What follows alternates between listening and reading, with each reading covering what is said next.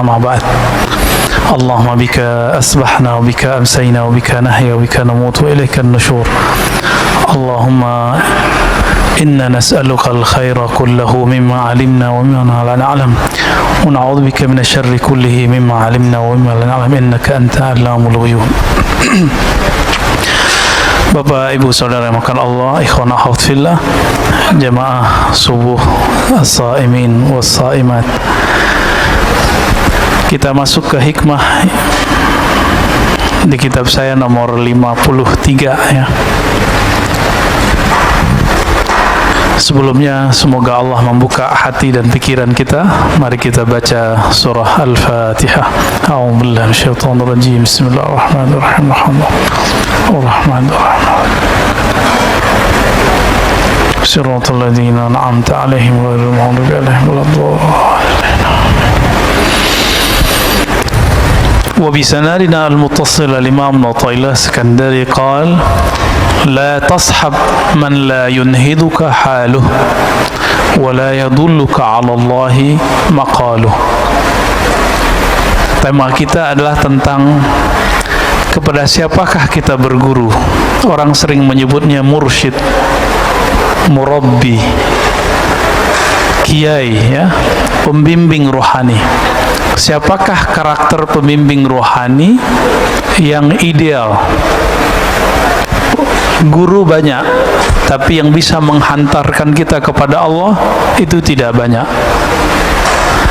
Maka beliau memberikan rumusannya minimal ada 2. Jadi banyak kriteria guru yang bisa membuat kita menjadi wasil ilallah, sampai ke hadirat Allah Subhanahu wa ta'ala. Sampai itu bukan berarti kita pindah-pindah. Allah itu kan maha dekat. Guru yang begini bisa menghidupkan kalbu kita sehingga merasakan kedekatan dengan Allah Subhanahu wa ta'ala. Siapakah orangnya?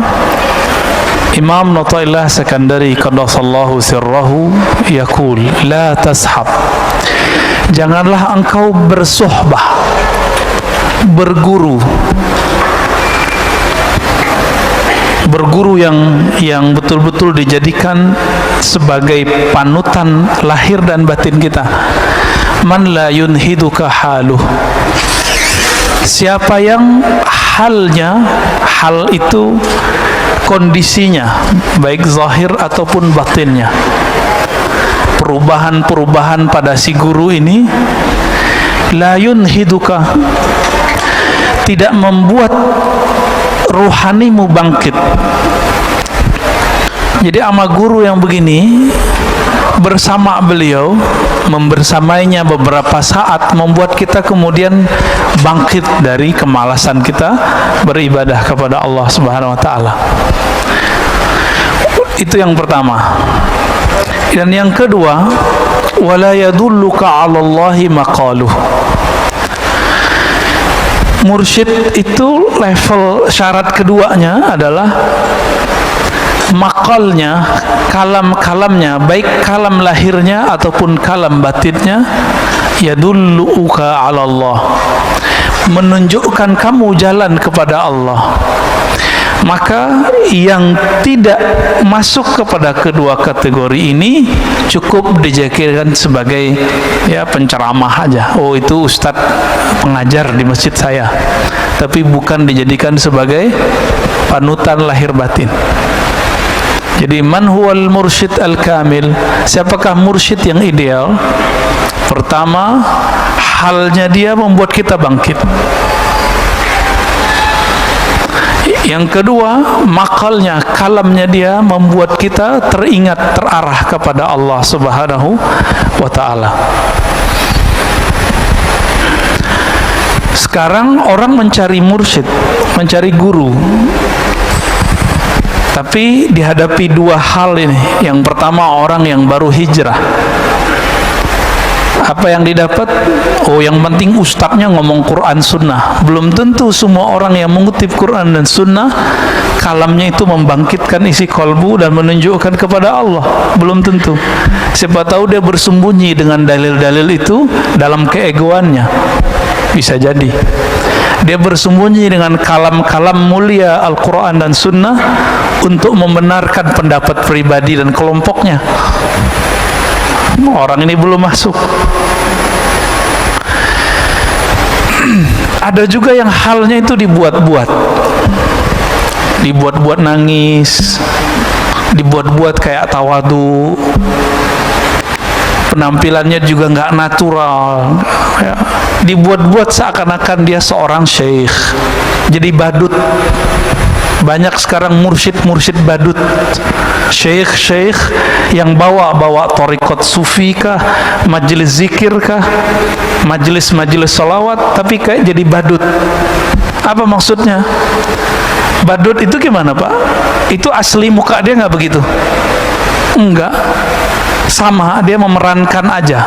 Nanti kalau dilepas hilang. Maka jangan berguru karena penampilan seseorang. Bergurulah karena hal ruhaninya. Hal ini pemberian dari Allah Subhanahu wa ta'ala. Jadi nggak bisa dibuat-buat, Pak. Nggak bisa dibuat-buat nangis, nggak bisa dibuat-buat tersentuh, nggak bisa. Emang dari sononya sudah begitu.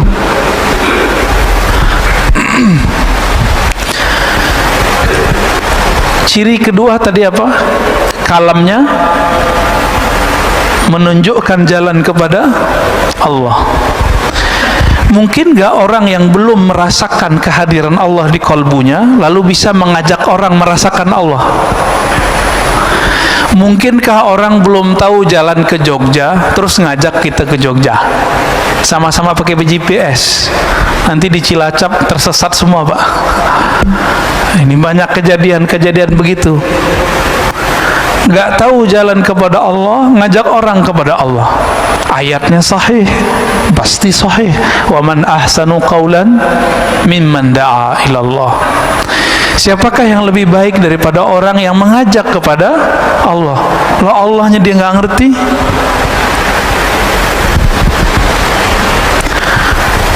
Maka ada tipe sekarang yang kedua, orang-orang mencari, kalau tadi yang penting ada Quran sunnahnya, yang kedua yang penting ada zikirnya. Tidak semua guru yang mengajarkan zikir itu mengajak kepada al-mazkur. Al-mazkur itu yang diingat. Siapa yang diingat? Allah. Ada yang ngajaknya biar sakti. Jadi hati-hati, Pak. Belajar ilmu kerohanian harus jelas sanadnya. Kalau enggak nanti diajak kita belajar ilmu kesaktian, ilmu kanuragan. Jadi enggak zikir jadinya. Nih baca ini biar kamu enggak tembus sama orang. Baca ini biar kamu enggak kelihatan sama orang. Baca ini biar jualannya laku. Baca ini supaya semuanya agar sampai kepada maksud diri, bukan kepada Allah Subhanahu wa ta'ala.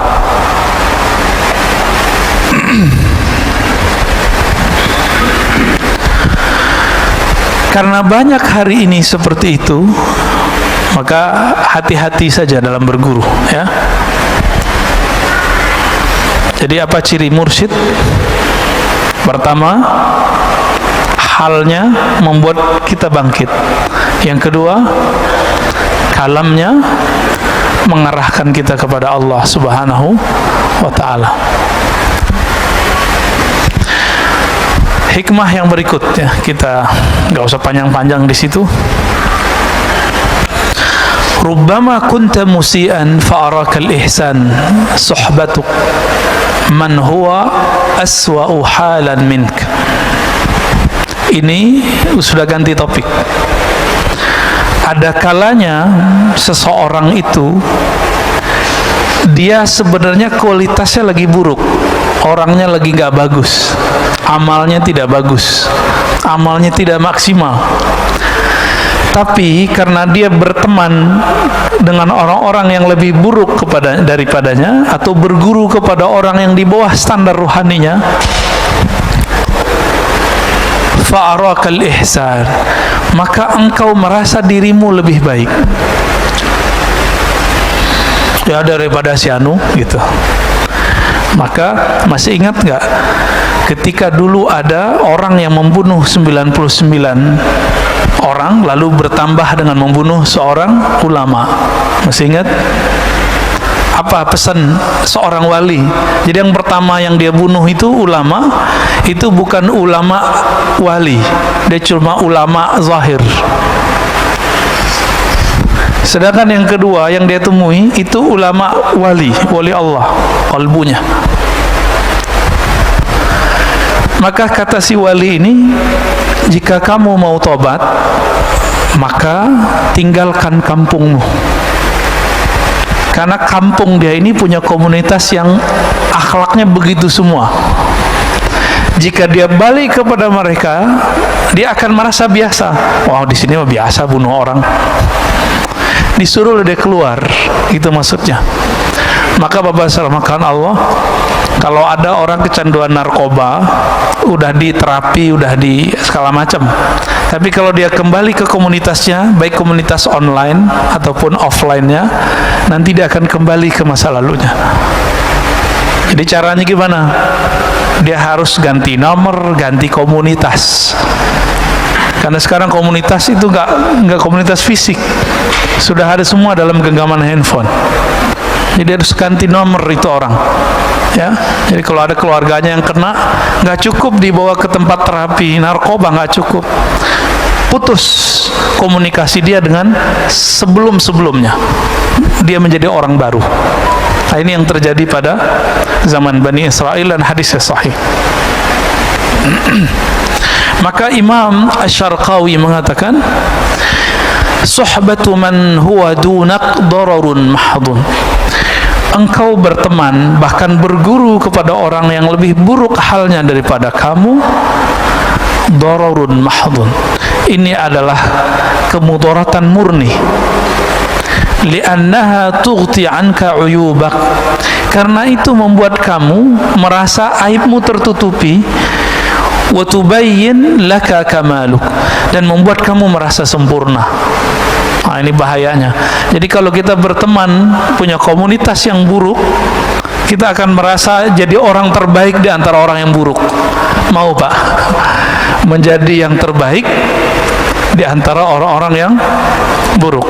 Nauzubillah min dzalik. Maka berguru ini ada dua macam dalam kitab. Suhbatul iradah, kemudian suhbatul tabarruk. Berguru itu ada dua. Berguru kita ingin jadi muridnya, namanya suhbatul iradah, suhbat iradah. Berguru kita pengen jadi muridnya. Kalau murid patuh nggak sama gurunya? Kalau kita punya guru di sekolah, ada tugas nggak? Ada PR nggak?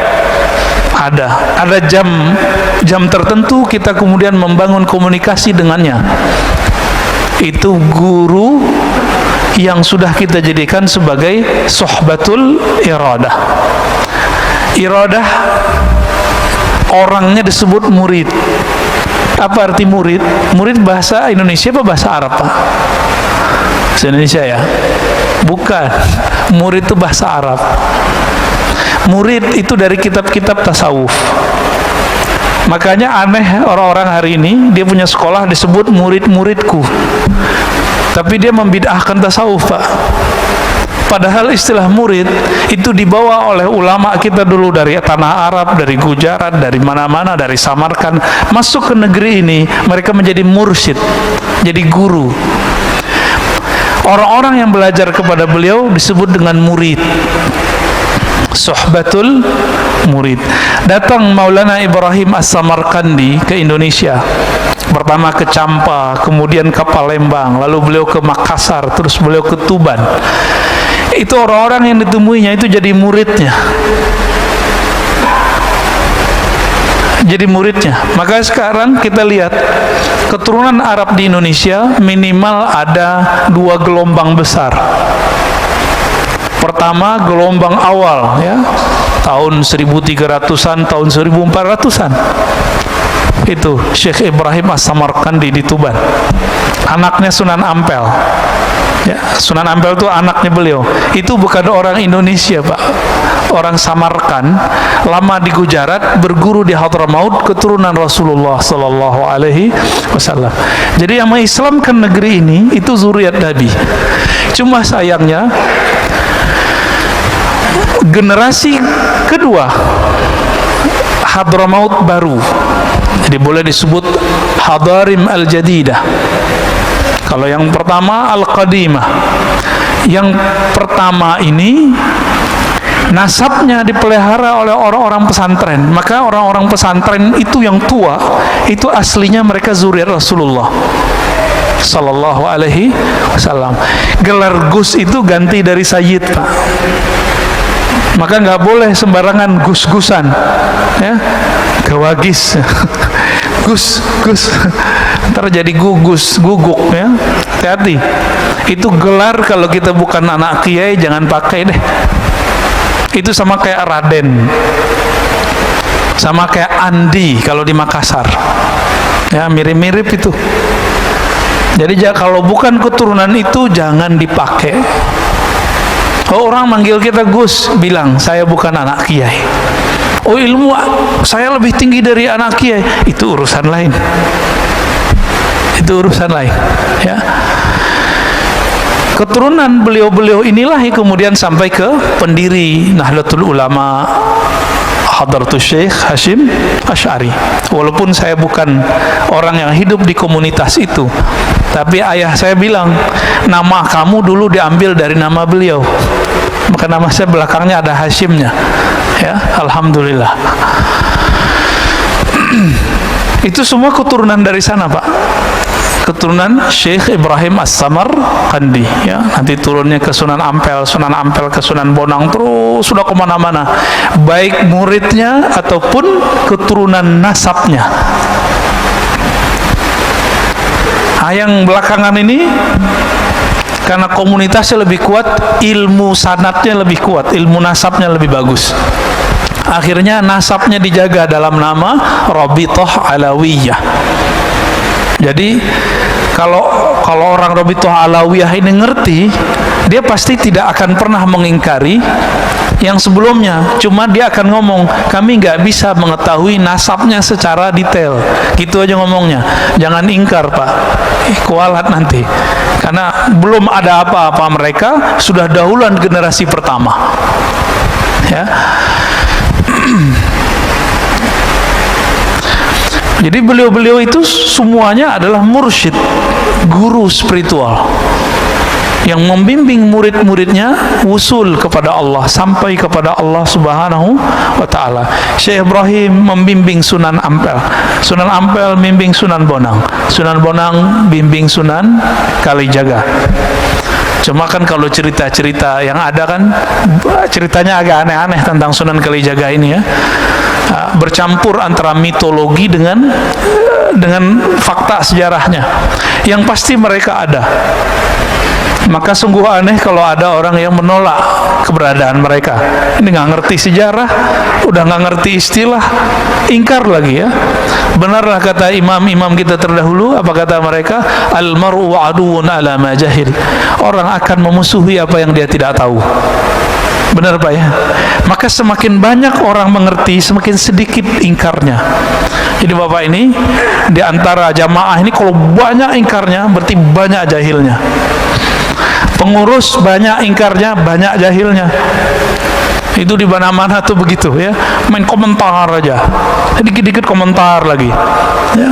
Itu tanda kasratul jahil. Banyak jahilnya daripada banyak bijaknya.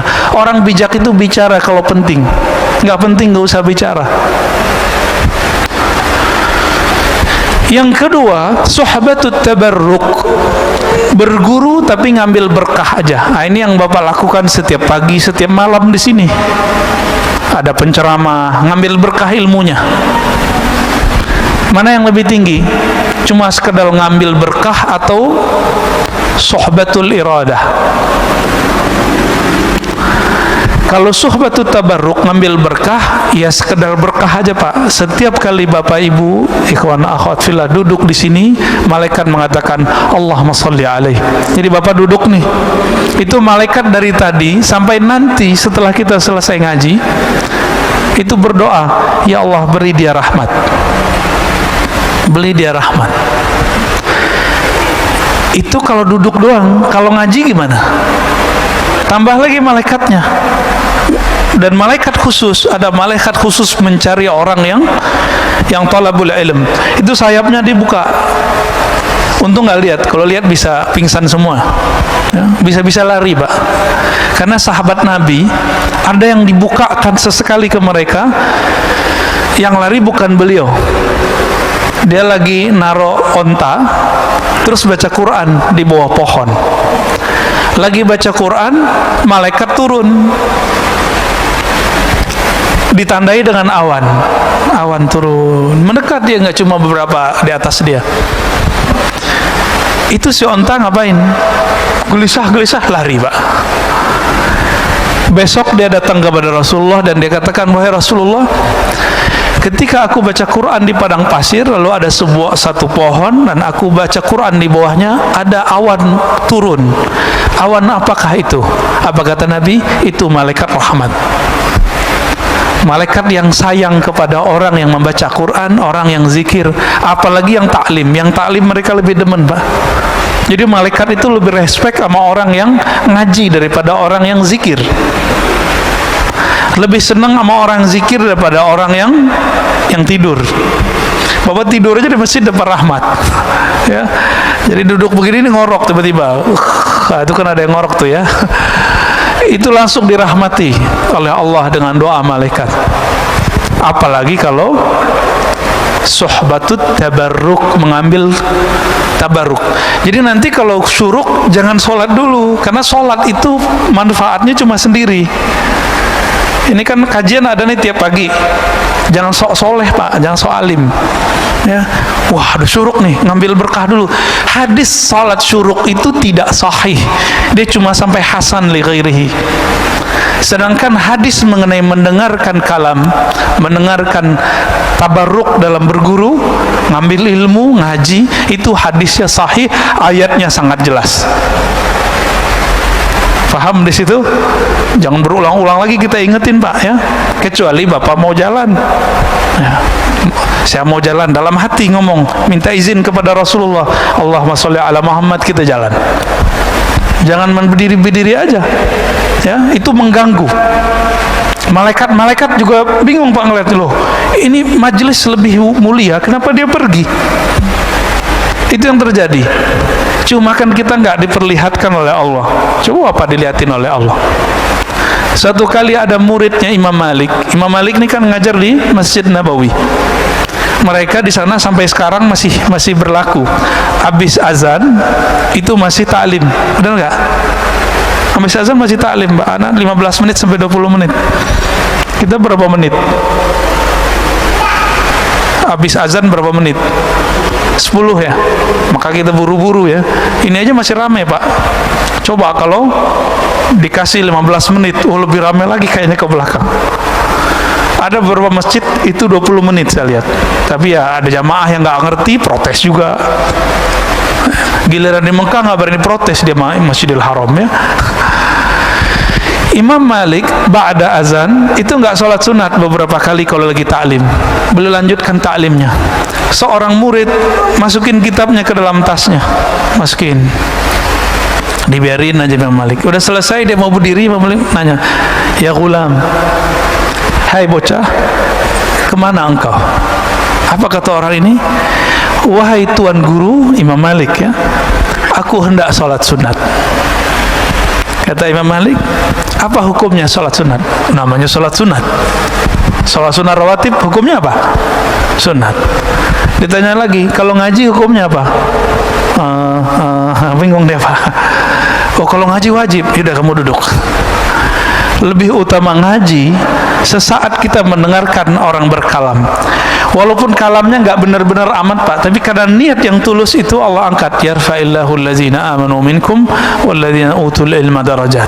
Orang yang diberikan ilmu, diberikan iman, Allah angkat darajat, bukan satu derajat, darajat. Darajat itu bahasa Arab disebut sebagai jamak plural, derjat, derjat, derjat. Kita nggak tahu seberapa banyak derjatnya.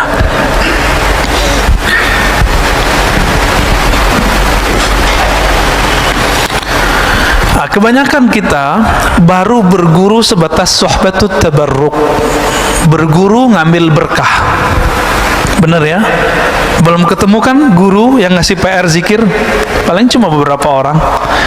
Belum ketemu guru yang bilang, kamu latihan seharinya segini ya. Namanya berguru. Oh, nanti muncul orang-orang yang nggak mengerti bab ini terus bilang, lo nggak boleh zikir pakai hitung-hitungan. Lo orang ini lagi jadi murid. Kalau lagi jadi murid, suka-suka gurunya. Coba, bapak anaknya sekolah nggak? Mana dalilnya? Suruh nulis 1 halaman. Ada nggak? Nggak ada kan? Sekarang dalilnya apa? Anak sekolah yang nonton YouTube. Tontonlah YouTube dengan link ini kan? Mana dalilnya? Kenapa itu dibolehkan? Tapi giliran ahli kolbu punya murid nggak boleh menata sebuah kurikulum. Jadi kalau nanti berguru kepada ahli kolbu, ahli zikir, pasti nanti dikasih kurikulum zikirnya. Beruntung bapak kalau sudah punya guru begitu. Jarang pak orang berguru begitu. Ini kita lihat nih di antara bapak paling cuma 10% yang sudah punya guru suhbatul iradah. Makanya kalau diam itu masih bingung mau nggak baca apa ya. Ini bukan case di sini pak, case di tanah haram, haramain, Mekah Madinah. Ya, bapak coba ingat-ingat waktu di Mekah Madinah, orang pada bengong aja ngeliatin orang lewat, bener nggak? Masuk yang di depan saya banyak yang bengong tuh kalau duduk ngeliatin Ka'bah atau ngeliatin orang lalu lalang kiri kanan karena gak jelas. Coba kalau dia punya guru, gurunya bilang nanti kalau kamu sampai di haram, bacalah zikir ini. Jadi ada pegangan dia. Tapi karena nggak punya pegangan, nggak punya zikir, apa yang mau dibaca? Kira-kira begitu, ya.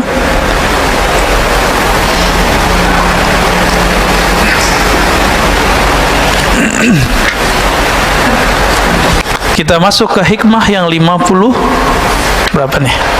55 ya. Nggak tahu kalau beda kitab ya. Bismillahirrahmanirrahim. Ma qalla 'amalun baraza min qalbin zahidin wala kathura 'amalun baraza min qalbin raghibin. Tadi berkaitan juga dengan apa yang saya katakan barusan. Amal itu bagus karena banyak kuantitas atau bagus karena kualitas? Sepakat? Karena kualitas. Sepakat ya? Baik. Apa kata beliau? Ma qalla amalun, tidaklah satu amal Allah nilai sedikit, baraza min qalbi zahidin, jika amal itu tumbuh dari kolbu yang zahid, kolbu yang zuhud. Ciri-ciri kolbu yang zuhud, ketika dia takbir dia merasakan kebesaran Allah, dia nggak ingat dunia lagi, sampai ruku, sampai sujud, sampai assalamualaikum. Ini udah nggak khusyuk, orang lagi ngaji, sholat syuruk. Kira-kira gimana tuh pak hasilnya? Ya, nggak jelas hasilnya. Kalau ada ustadznya agak tersinggungan, bisa marah-marah dia pak ngelihat ada orang lagi sholat syuruk. Kecuali ustadznya bisa husnuzon, ya nggak ada masalah. Wala kathura amalun baraza min qalbin raghibin, sebaliknya satu amalan tidaklah disebut banyak jika muncul dari kolbu yang raghib, yang cinta kepada dunia. Ini saya ganti bahasanya sedikit.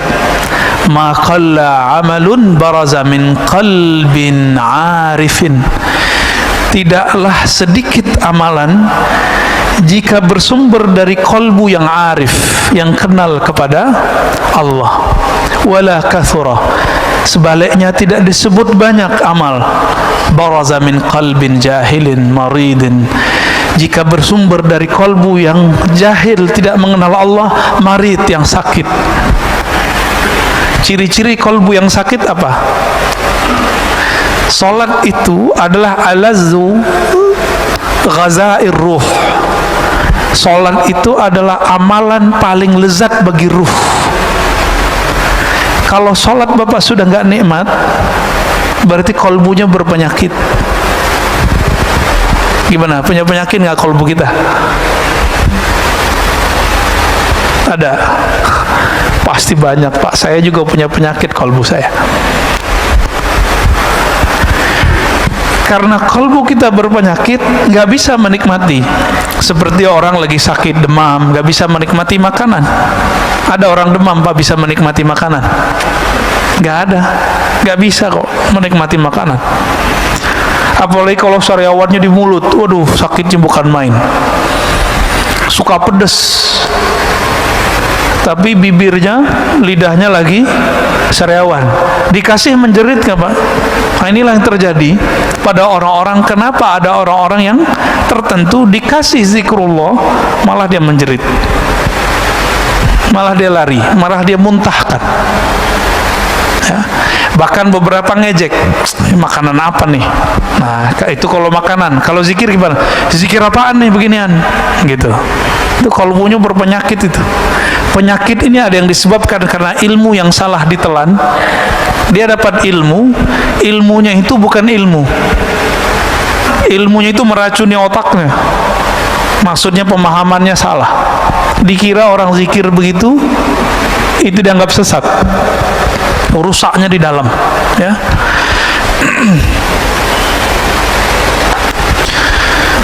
Itulah sebabnya ada sebuah hadis dalam Ibnu Majah, satu bab ilmu lebih afdal daripada 100 rakaat ahli ibadah. Satu bab ilmu. Ini kita udah 3 bab nih Pak dari tadi, ya. Udah 3 bab dari tadi. Udah 300 rakaat. Gampang kan? Kalau masuk ke hati, insya Allah. Tapi yang penting berkahnya sudah dapat semua, ya. Alhamdulillah. Bahkan Imam Syafi'i meriwayatkan lain lagi, 1000 rakaat. Satu bab ilmu lebih utama daripada 1000 rakaat. Itu levelnya Imam Syafi'i, ya. Maksud beliau, orang yang mengenal Allah sesaat dia beribadah kepada Allah lebih afdal daripada abid orang yang ahli ibadah 1000 rakaat. Begitulah wali-wali Allah, Pak. Wali-wali ini ada tingkatan-tingkatannya. Semakin tinggi tingkatannya, satu nafasnya lebih afdal daripada 1000 rakaat kita. Kalau mereka sudah sampai ke level tinggi. Nabi itu diamnya sudah zikir.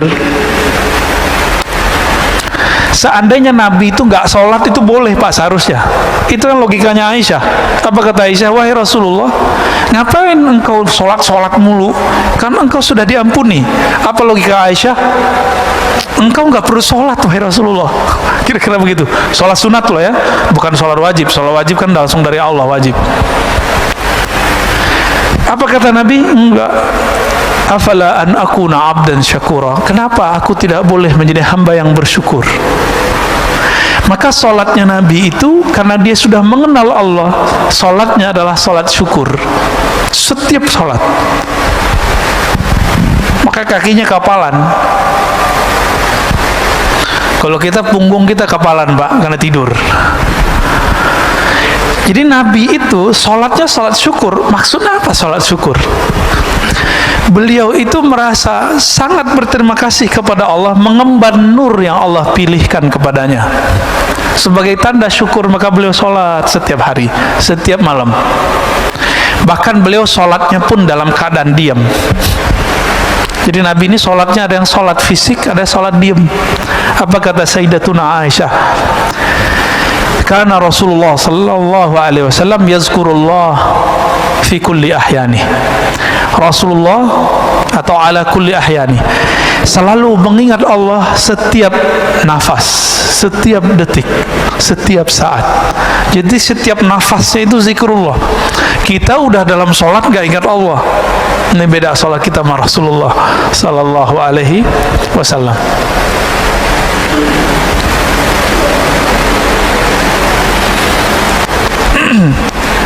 Dikatakan di sini, Ibnu Mas'ud berkata, raq'atan min zahidin alimin khairun min ibadatil muta'abbidin al-mujtahidin ila akhir ad-dahr abadan sarmada. Ini lebih parah lagi, Pak. 2 rakaat orang yang zahid, yang tidak cinta dunia, yang bahkan akhirat pun dia nggak minat. Dia minatnya yang punya dunia dan akhirat. alimin yang alim mengenal Allah lebih utama daripada salatnya ahli ibadah sepanjang umurnya, sepanjang hidupnya, ila akhir dahar, sampai kiamat nanti. 2 rakaat doang. Kok bisa begitu? Kalau ahli ibadah dia sholat, dia ibadah karena ingin sesuatu yang dia dapat. Sedangkan orang yang mengenal Allah ini, dia menyembah Allah karena Allah pantas disembah. Bapak puji saya 1000 kali, tapi karena pengen dapat sesuatu dari saya. Tapi ada di antara bapak ini berteman dengan saya cuma sebentar, tapi bertemannya benar-benar ingin jadi teman. Saya milih yang kedua apa yang pertama, Pak? Kalau bapak dikasih pilihan nih, pertama apa yang kedua? Muji kita, Masya Allah, tapi dia pengen sesuatu dari kita, ya, pujian matre. Hamba-hamba yang muta'abbidin ini, ahli ibadah ini, dia pengen sesuatu. Inilah yang terjadi pada orang-orang yang puasa karena pengen sesuatu, zikir karena pengen sesuatu. Keinginan itu ada yang sifatnya materi, sholat, zikir karena pengen rezeki lancar, pengen sehat. Ada yang naik dikit, pengen tenang. Ustadz, saya pengen tenang. Kalau zikir ya pasti tenang. Cuma kalau dia putus zikir, ketenangannya hilang lagi. Emang kalau nggak tenang mau ganti Tuhan? Ya. Kalau nggak tenang mau ganti Tuhannya? Maka Allah itu la ilaha illallah. Dialah yang berhak disembah dalam keadaan tenang, damai, atau dalam keadaan kelusak-kelusuk, sama aja. Nah, ini yang disebut alim, orang yang mengenal Allah. Kalau lagi seneng ingat Allah, lagi susah, saya udah sholat kok masih susah aja gitu. Ada yang kebalikan, kalau lagi susah ingat Allah, lagi seneng ya, itu kebanyakan yang nomor 2.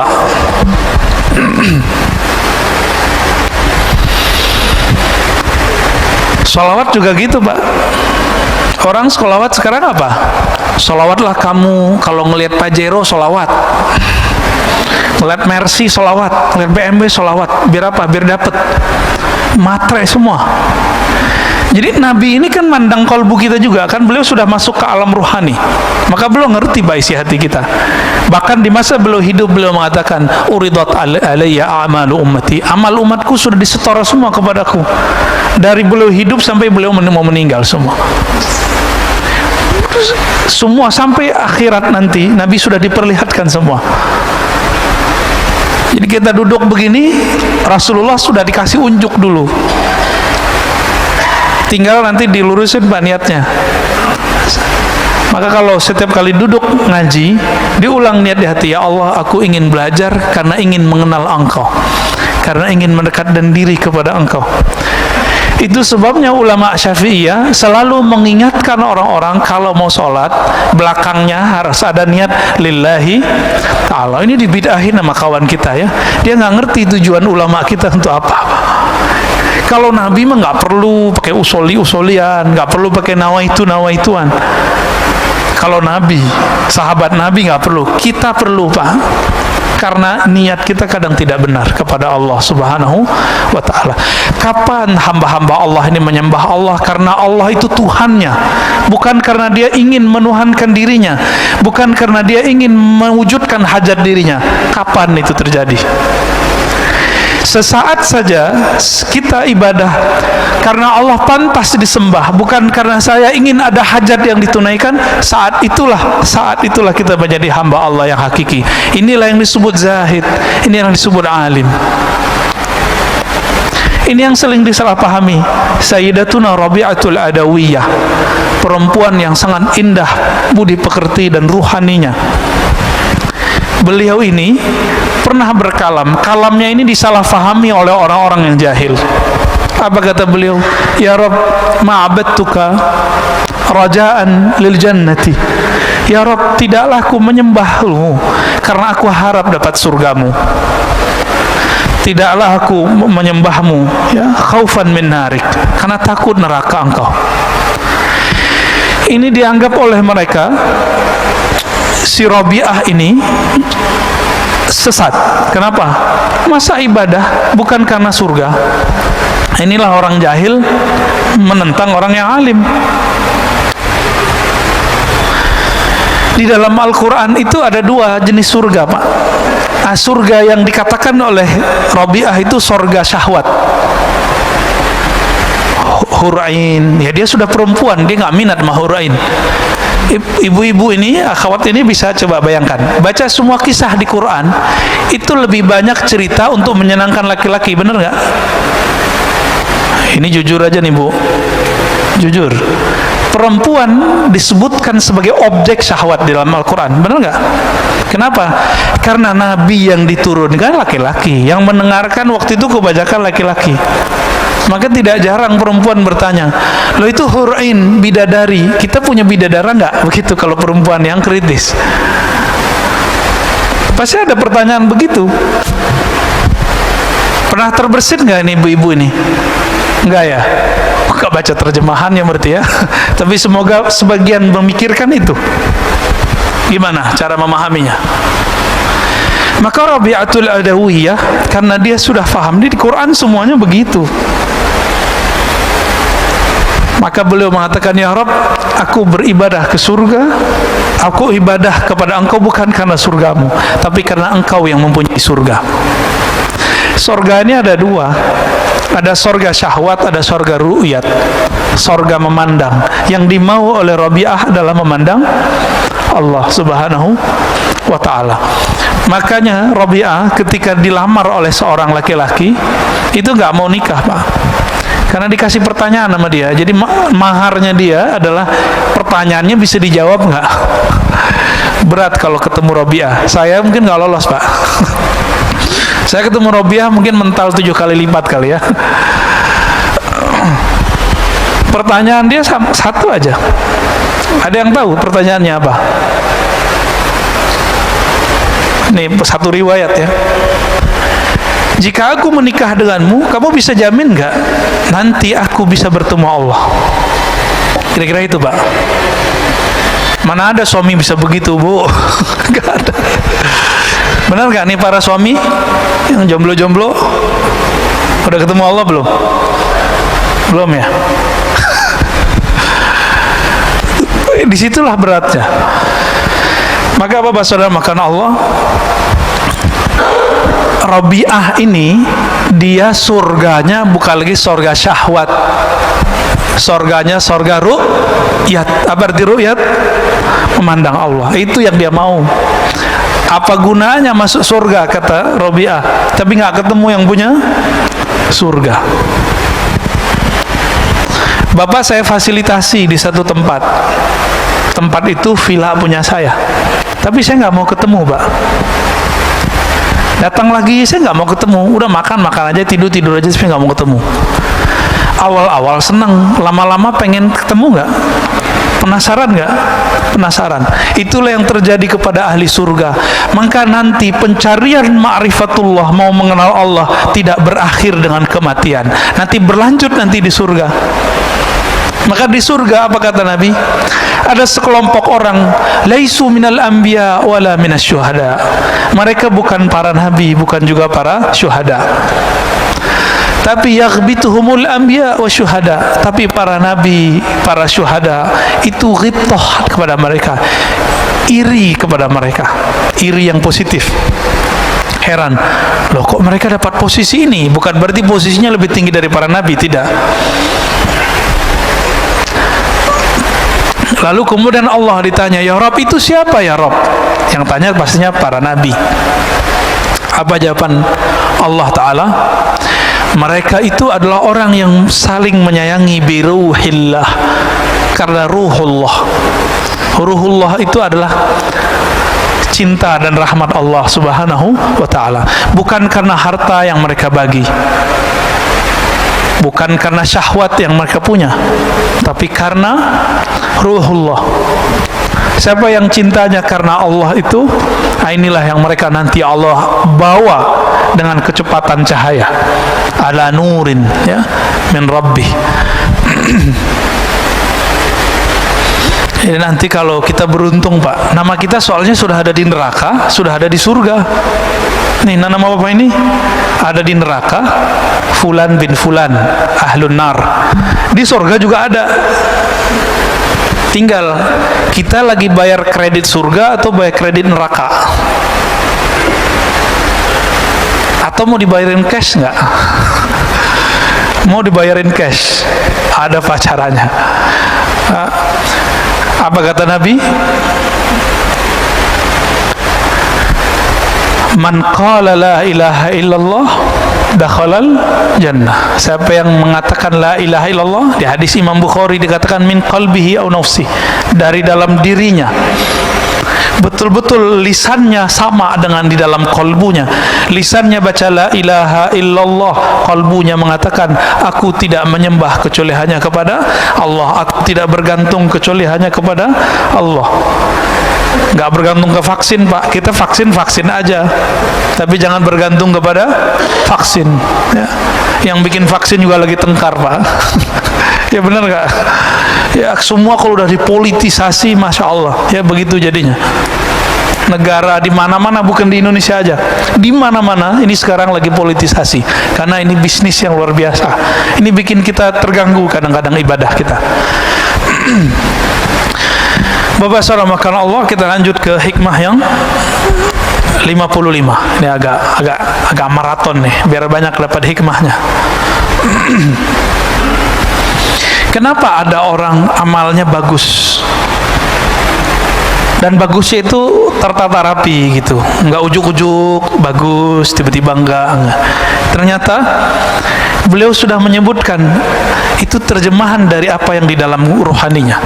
Kata beliau radhiyallahu ta'ala anhu, husnul a'mali nataiju husnil ahwal wa husnul ahwal min at-tahaqquq fi maqamatil inzal.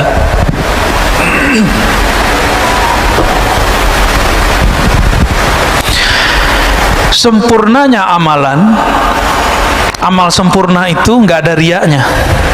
Jadi jangan dibayangkan amal sempurna itu bagus rukun-rukun zahirnya saja. Sempurnanya amal tidak ada riya. Sempurnanya amal bukan karena kita ibadah karena pengen sesuatu ya. Nataiju husnil ahwal, bagusnya amalan stabil. Di rumah dia sholat, di masjid dia sholat. Di rumah sholatnya lama, di masjid juga lama. Ada kebalikannya, kalau di masjid sholatnya lama, kalau di rumah sholatnya buru-buru. Berarti akhwalnya bermasalah nih. Kalau lagi ada komunitas dia bisa khusyuk, tapi kalau nggak ada komunitas dia nggak bisa khusyuk. Kebanyakan kita yang begini. Apa kata beliau? Kebagusan amalmu, kestabilan amalmu itu karena nataiju husnul ahwal, karena buah dari bagusnya ahwal rohanimu. Apa ahwal rohani? Tidak ada riya, tidak ada ujub, tidak ada sombong. Udah 3 aja. Tidak ada riya, tidak ada ujub. Apa arti ujub? Saya kagum dengan diri saya sendiri. Kalau riya itu saya kagum dengan amal saya. Beda nggak? Itu beda ujub sama riya. Beradik kakak ya. Kalau riya, saya takjub dengan amal saya. Kalau ujub, takjub dengan diri. Sumber takjub itu kibr, sombong. Sikap dia disebut dengan takjub. Kalau dia tunjukkan kepada orang namanya takabbur. Takabbur itu sifatnya iblis. Maka orang yang bertakabbur dia sudah jadi setan walaupun pakai serban. Ciri-ciri orang sombong gimana? Iblis itu rasis, Pak. Dia bicara asal usul.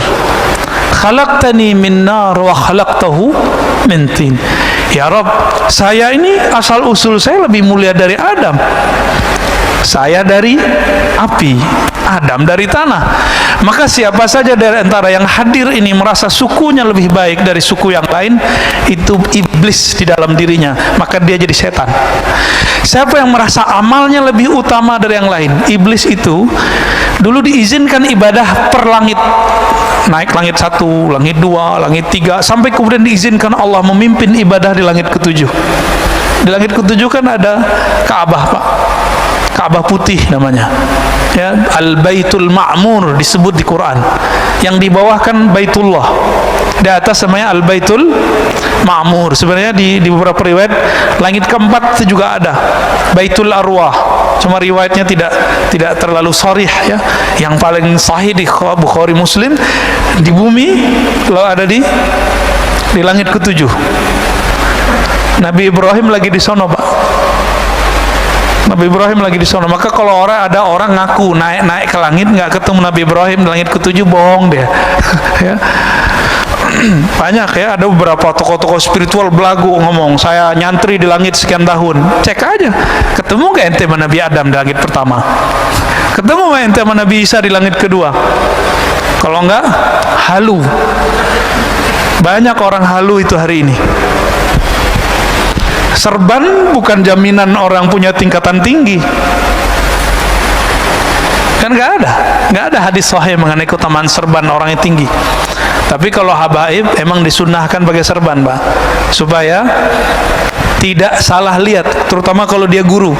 Begitu dalam fatwa ulama-ulama Hadramaut. Jadi jangan suuzon juga kalau ada habaib pakai serban, ya. Itu dia lagi jaga nasabnya itu. Perintah dari guru-gurunya di Hadramaut, ya.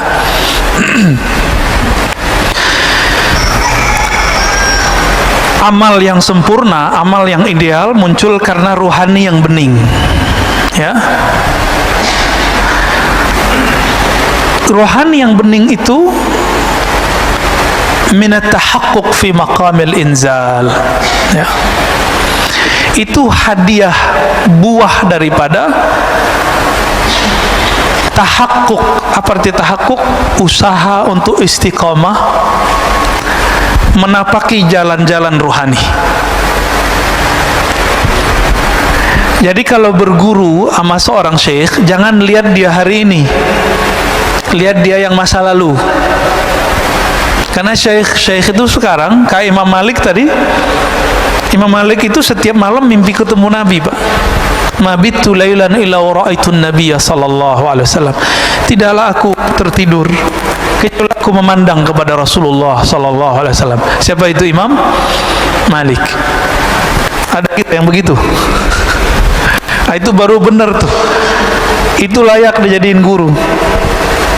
Bisa berkoneksi dengan Sayyidina Nabi sallallahu alaihi wasallam. Inilah rahasia. Mursyid itu ruhaninya nyambung dengan Nabi.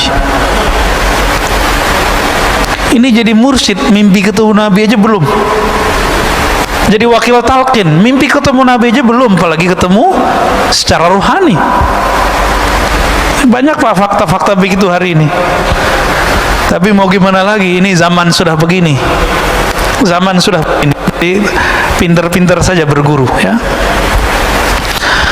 Kolbu kalau sudah dilatih, apa makom pertama latihan kolbu? Latihan tobat. Itu awalnya. Jadi orang ini dia sudah bertahun-tahun dia tobat. Itu sebabnya para masyayikh kita dulu punya amalan namanya sholat sunnah tobat. Dibid'ahkan lagi sama kawan kita, ya. Gak paham juga dia. Atau minimal kalamnya kalam tobat. Nah, tobat ini kan dibagi lagi, Pak. Ada tobat orang awam dari dosa yang zahir. Kalau tobat anak-anak salah minum, ya. Kalau lagi puasa begini anak-anak gimana? Terganggu gitu sama makanan. Terganggu gitu kalau ada anak-anak kecil yang lain di bawah dia yang berbuka. Ini saya mau tanya nih, Pak. Kalau ada di sini orang buka restoran, Bapak terganggu nggak? Terus perlu ditutup nggak? Serius loh, ya. Ada warteg buka siang nih. Nih saya nggak ngomong hukum syariat dulu, hukum rohani. Bapak terganggu nggak? Loh Ustadz, kita harus tegakkan hukum. Loh, di antara ibu-ibu ini di rumah kalau bapak punya istri, ada yang lagi haid nggak? Nggak masak, butuh makan, nyari kemana? Nyari ke warteg kayak gimana kayak itu. Jadi kita tuh nggak usah sibuk mikirin orang, kayaknya agama kita paling bener, mau amar ma'ruf nahi mungkar, tapi kebelinger di situ. Emang bapak ibu ini masih terganggu kalau ada orang masak depan kita? Ini kan lucu ya, sweeping, ketemu di warteg orang makan, lagi makan tempe. Lah untuk apa itu diberitakan? Ini politisasi aja Pak ya, saya nggak suka berita-berita begitu. Ini saya mau nanya lagi, bapak terganggu nggak kalau saya makan minum di sini? Wah, bener itu dah. Terus untuk apa itu dibuka? Apa ditutup, di sweeping? Nggak perlu, biarin aja mereka pakai adab ya. Jadi kalau mau bukainnya di jam sekian, bilang gitu ya. Buka jam 12 kayak gitu. Tutup depannya. Nggak perlu pakai sweeping Pak kalau orang udah puasa. Tapi kalau anak-anak, iya, anak saya itu bawa teman-temannya di depan rumah. Si bocah yang bontot tiba-tiba bawa roti ada coklatnya, makan depan mereka, kabur Pak semua anak-anak itu. Apa kata mereka? Aduh puasa gue nih parah nih, ada yang muka Pak gitu. Itu puasa anak-anak, di depan saya masih anak-anak kan nih. Nah ini kita kalau ngomong hikam Pak ya. Tapi kalau pemerintah mau memutuskan misalnya tutup, ya nggak apa-apa juga, nggak masalah juga Pak sebenarnya. Tapi kalau bapak masih terganggu, ya salam ya, puasa anak-anak berarti ya. Jadi apa yang harus dilewatin untuk tahapan pertama? Taubat anak kecil dari yang fisik tadi. Taubatnya orang awam dari hal-hal yang zahir, dosa mata, dosa telinga. Maka kalau orang awam sudah nggak dosa mata, nggak dosa telinga, nganggapnya sudah suci. Jadi mereka bingung, kok habis assalamualaikum masih ada istighfar. Padahal dia lupa, di dalam sholatnya dia tidak ingat kepada Allah Subhanahu wa ta'ala. Ini perlu diistighfarkan nggak nih sholat yang begitu? Inilah rahasia Rabi'atul Adawiyah mengatakan, astaghfirullah fi istighfari, atubullah fi taubati. Aku minta ampun kepada Allah karena istighfarku tidak benar. Aku bertobat kepada Allah karena sholatku tidak khusyuk. Ada nggak yang pernah begitu Pak? Supaya sholat kita pas naik ke atas kan mau dilempar lagi. Nggak khusyuk, lempar. Tapi karena kita tutup, astagfirullah ya Allah, sholatku tidak khusyuk, diberi syafaat, naik juga Pak ke atas. Allah kan maha pengasih, maha penyayang. Kita berusaha khusyuk, belum khusyuk ya nggak apa-apa. Yang penting kita ngaku tidak khusyuk. Mau nggak ngaku nggak khusyuk? Itulah tobat level 2. Taubat ruhani. Taubat apa? Taubat ruhani. Batinnya merasa kurang bener nih. Nah, ini aja Pak dibenerin. Level 2 ini coba dipakai. Nanti bagus tuh amalannya. Nanti Bapak gampang nangis kalau zikir. Sholat aja gampang mewek Pak. Ini kalau nggak pakai kitab saya udah nangis dari tadi nih. Ya. Kenapa saya ngajar pakai kitab? Bukan karena gagah-gagahan pakai kitab, bukan. Ini cara saya untuk menahan diri. Karena kalau mau nangis setelah kitab hilang nangisnya Pak. Alhamdulillah ya. Guru saya ada beberapa, itu kalau sudah bahas bab begini, nggak ada kitab ataupun ada kitab nangis terus. Untungnya saya kalau ngeliat kitab langsung berubah. Ya alhamdulillah, karena akalnya balik lagi. Kalau nggak cuma rasa yang muncul, kalau rasa lebih dominan dari akal pikiran kita bisa nangis setiap saat. Sujud nangis, ruku nangis, takbir nangis. Ntar orang-orang bilang, ini kenapa ini nangis? Ada Syekh Shinqiti, guru dari Syekh Salih Al-Maghamisi di Madinah, ngajar ba'da maghrib sampai isya, karena ada majelis biasanya di Masjidil Haram, di Masjid Nabawi. Habis assalamualaikum itu langsung nangis. Mau ngomong lagi, baca ayat lagi, nangis lagi. Jadi ceramahnya dari awal maghrib sampai menjelang isya itu nangis Pak. Mau ngomong lagi nangis lagi, mau ngomong lagi nangis lagi. Nangislah semua orang yang di depan. Begitu mereka kalau ahwal rohaninya datang. Kenapa ahwal rohani yang bening itu tumbuh? Karena mereka tahakkuk fi maqamatil inzah. Mereka mau istiqomah, rajin menapaki jalan rohani. Yang pertamanya apa tadi? Taubat. Taubat mereka tidak lagi fisik, tapi sudah masuk taubat rohani, taubat kolbu. Babak satu maksiat zahir, satu hitam di sini. Tapi kalau ada maksiat batin, itu hitamnya lebih kenceng, lebih kayak aspal lengket. Disebut dalam bahasa Arabnya nuqtah sauda, noda hitam yang lengket. Itu hitam. Inilah yang menghalangi kita untuk tidak bisa memandang alam malakut, alam jabarut, alam rasa, bisa merasakan dekatnya kita kepada Allah Subhanahu wa ta'ala. Ini yang dikatakan oleh Imam Ahmad, laula anna syayatin yahumuna ala qulubi bani Adam. Seandainya syaitan tidak mengerebut memenuhi kolbu manusia, ya, menutupi kolbu manusia, tentulah mereka tentulah mereka akan melihat malakutas samawat. Mereka akan mampu melihat alam malaikat. Jadi sahabat-sahabat tertentu Allah izinkan Pak bisa ngelihat malaikat. Ibnu Abbas ngelihat Jibril 2 kali. Malaikat siapa yang dilihat? Itu artinya nanti ada posisi kewalian pada orang ini. Ternyata Jibril tugasnya apa? Bawa wahyu. Maka tugas Ibnu Abbas nanti adalah menjelaskan makna wahyu, disebut ahli tafsir. Tidak ada ilmu tafsir hari ini kecuali lewat Sayyidina Ibnu Abbas. Ada orang lihat Mikail, nanti tugasnya lain lagi tuh Pak, tugas kerohaniannya. Ada yang suka ngelihat malaikat maut, nah, nanti tugasnya nalkinin orang mati, melepas orang mati. Itu beda-beda tuh tugasnya. Allahumma shalli ala.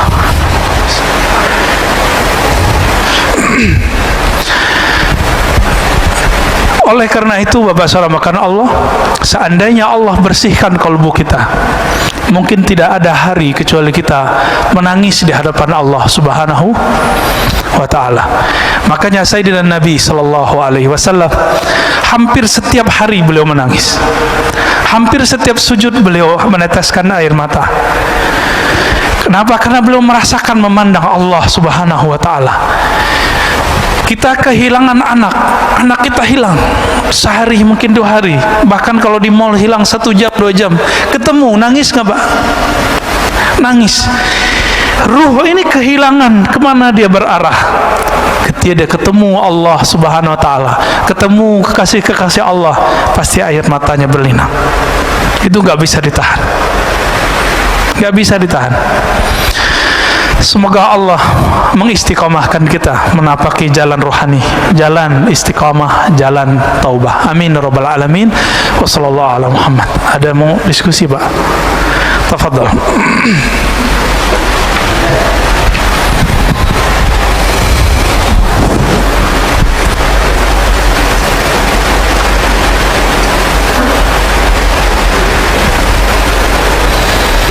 Bagi yang ingin bertanya mengacungkan tangan. Udah kenyang katanya. Cukup kali ya? Ada? Ya, fadal.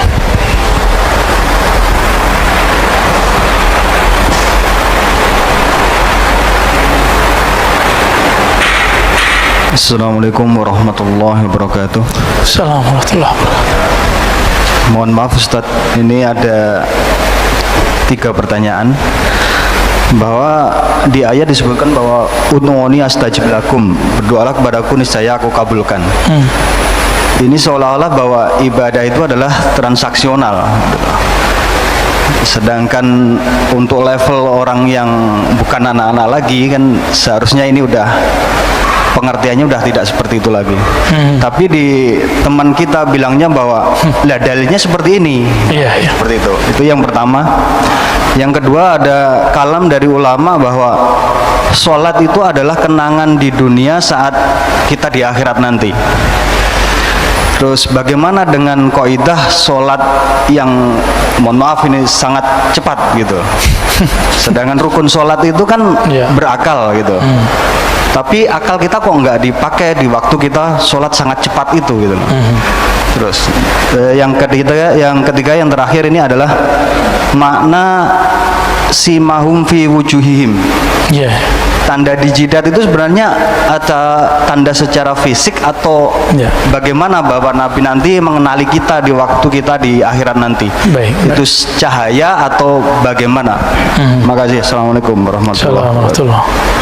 Yang pertama, apakah ibadah itu transaksional? Tergantung yang menafsir. Ahli tafsir ini dia punya alat secanggih apa di dalam kolbunya, maka penafsirannya akan bergantung dengan secanggih apa rohaninya. Kalau kolbunya kualitas karyawan, kamu kerja, kamu digaji. Bahasa Arabnya maqamul ummal, makom para pekerja. Kamu lembur dapat tambahan. Ini makomnya siapa? Ummal. Jika si ustadznya menafsirkan kolbu dia baru makom seperti itu, maka dia akan bilang apa? Doa itu, ibadah itu transaksional. Doalah kepadaku, pasti aku jawab. Itu terjemahannya. Tapi jika kolbunya bukan kolbu ummal, kolbul arif, kolbu yang kenal kepada Allah, ayat itu bukan transaksi, Pak. Itu bahasa cinta. Hanya Allah lah kalau kita jatuh cinta kepadanya, cinta kita dibalas. Kalau mas-mas ini jatuh cinta sama akhwat, itu belum tentu dijawab sama dia. Akhwat jatuh cinta sama ikhwan, belum tentu juga balik. Makanya ada orang tepuk sebelah kaki ya, tepuk sebelah tangan, betul itu ada. Hanya Allah yang tidak. Udu'uni, wahai kekasihku, panggillah aku, aku akan memenuhi panggilanmu. Jadi lebih asik gak? Rinduilah aku lebih dulu merinduimu. Fazkuruni azkurkum. Sebut aku sebut kamu. Lebih dulu Allah nyebut kita atau kita nyebut Allah, Pak? Kalau ahli zahir bilang kita dulu yang nyebut Allah, kan ayatnya fazkuruni, sebut aku. Azkurkum, aku akan sebut kamu. Bukan. Lebih dulu Allah apa kita? Allah. Maka Allah lah yang awal memanggil kita ke dalam kolbu kita, baru kolbu kita memanggilnya. Zahirnya engkau memanggil Allah, batinnya Allah memanggilmu. Makanya di situ tidak ada fa, tidak ada kata hubung, tidak ada li, karena langsung fazkuruni azkurukum, langsung sebut aku sebut engkau. Dalam sebutanmu kepadaku, aku menyebutmu. Dalam sebutanmu kepadaku, aku memanggilmu. Jadi kapan Allah memanggil kita, Pak? Kalau kita memanggil Allah. Kapan? Saat kapan Allah ingat kita? Di saat kita ingat Allah. Duluan dia. Allah kan qadim. Apa arti qadim? Huwal awwal wal akhir. Dialah yang maha awal. Tidak ada yang lebih awal darinya. Dialah yang maha akhir. Tiada sesuatu kesudahan setelahnya. Jadi Bapak ini rahasia kita sebut. Kalau lagi zikir tuh Allah lagi manggil sebenarnya.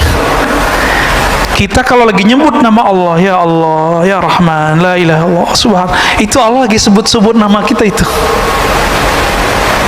Seneng nggak disebut kita sama Allah? Nama Bapak disebut oleh Allah di langit, seneng nggak? Tapi kalau nyebutnya keputus-putus, hari ini nyebut besok enggak, ya Allah begitu juga. Bisa dibedain ya. Jadi tergantung dia punya alat apa di kolbunya. Sebatas itulah kemampuan dia mengambil makna ayat. Jadi ayat itu diterjemahkan bukan berdasarkan harfiahnya, tapi berdasarkan kedalaman kolbu orang yang punya kolbu. Ya. Yang kedua, kalau sholat itu adalah kenangan kita dengan Allah. Terus kenapa ada orang yang sholatnya buru-buru gitu ya? Sholat orang yang buru-buru ini ada persoalan fikih, bukan persoalan ruhani, Pak. Itu kan kiai-kiai fikih aja itu. Secara fikih boleh nggak baca Quran cepet-cepet, yang penting makhorijnya nyampe, matnya nyampe, boleh nggak? Satu napas. Ada Pak, tanya ahli qiraat. Jadi antara riwayat hadis, di hadis itu Nabi ketika selesai satu ayat Nabi berhenti. Alhamdulillahi Rabbil Alamin Ar-Rahmanir Rahim. Begitu di satu riwayat. Riwayat ini ahad, diriwayatkan oleh sekelompok kecil ahli hadis. Tapi ahli qiraat punya kaidah sendiri. Ahli qiraat, ahli bacaan, mereka meriwayatkan secara mutawatir bahwa ada namanya bacaan satu napas. Guru kita di sini Said Agil Munawwar. Dulu di Mekah tanya sama beliau, Pak. Beliau kalau mimpin imam itu sholatnya satu napas, tapi kayak orang bernapas. Kayak imam kita Ustadz tadi, tapi satu napas tuh bacanya. Bismillahirrahmanirrahim. Ya, atau disambung Alhamdulillahirabbil alamin arrahmanirrahim, terus sampai waladhdallin, amin, satu napas. Ada yang sanggup nggak? Tanpa mengurangi matnya, tanpa mengurangi makharijul hurufnya. Tanya Pak sama beliau. Gurunya waktu di Madinah, Said Muhammad Alawi Al-Maliki, itu senang dengan bacaan beliau. Ya, masyaikh di sana senang. Jadi kita cari habaib kemana, Said kemana lah. Di sini ada Said, ya, ada ulama, gurunya para guru, dokter-dokter se-Indonesia pasti berguru sama beliau. Saya waktu doktoral kan ngambil ilmu dari beliau juga. 2013 saya kuliah dengan beliau, Pak. Jadi waktu dulu buat reuni, apa kata beliau, murid saya semua ini. Saya ingat nggak dulu ada pertemuan Pak di sini dulu ya? Ya, cuma karena corona mungkin nggak bisa lagi dibuat ya. Beliau ngomong begitu ya sih, kita ketawa juga. Bahkan Habib Umar yang baru wafat itu murid beliau juga. Habib Umar ya namanya. Ya, Habib Umar Ibrahim, ya Allah yarham.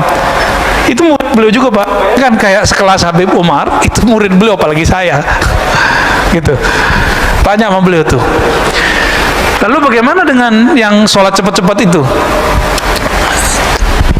Yang memasukkan tumakninah ke dalam rukun sholat itu kan di mazhab Syafi'i juga tidak semua. Ya, di rukun 13 ada nggak tumakninah? Nggak ada, Pak. Tumakninah adanya di kitab lain, di Kifayatul Akhyar itu ada tumakninah.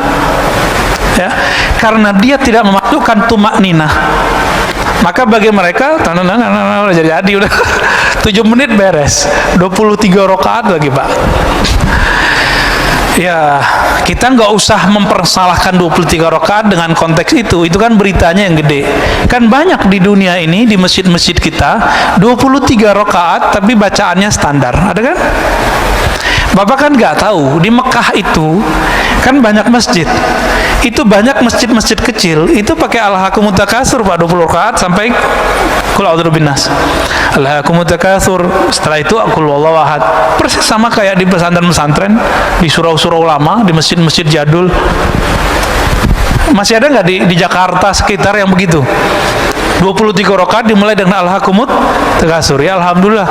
Kita kan taunya yang sekarang di Masjidil Haram doang. Piknik sesekali. Ya, kalau nanti masih ada umur, nanti dibuka umroh lagi bulan Ramadan, sesekali sholat di masjid sekitaran Mekah. Cari, Pak. Ada ketemu ntar. Ya, taunya yang Masjidil Haram doang ya. Taib. Yang terakhir apa tadi saya lupa. Oke, bagus. Simahum fi wujuhihim min athari sujud, akhir dari surah Al-Fat. Dalam tafsir Imam Tabari, tafsir Imam Salafus Saleh, beliau mujtahid mutlak tapi tidak keluar dari mazhabnya dan masih bermazhab Syafi'i. Apa kata beliau? Simahum fi wujuhim itu adalah al-khusyu',